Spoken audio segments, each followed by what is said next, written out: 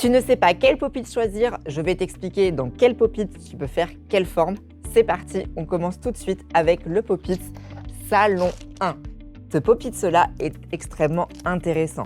Il a vraiment une structure qui correspond parfaitement aux ongles de salon. C'est-à-dire qu'à l'intérieur, je vais pouvoir faire du carré court, je vais pouvoir faire de l'amande relativement classique, je vais pouvoir faire des formes ovales, je vais correspondre à peu près à tout ce qui va être ongle de salon court. On enchaîne ensuite avec les pop-its carrés. À l'intérieur de ces pop-its, je vais faire tout ce qui est à base de carré, c'est-à-dire une forme ovale et les carrés arrondis, les carrés cassés et les carrés tout courts.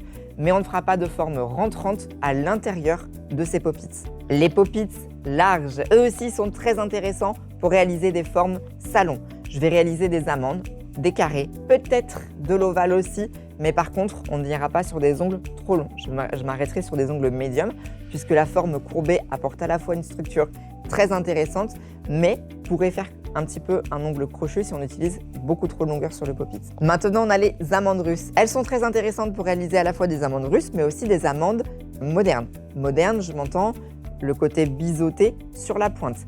On a juste à biseauter en fait l'angle qui est entre la parallèle et le biseau de l'amande russe. Et pour terminer, on va parler du carré moderne. Le carré moderne est un pop-it avec un apex très plat.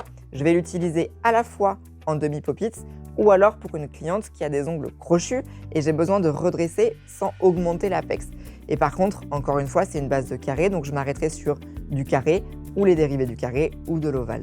Voilà, comme quoi on peut vraiment faire différentes formes avec le même pop-it, la même forme de pop-it, mais par contre, il faudra aussi l'adapter en fonction de l'ongle sur lequel vous travaillez.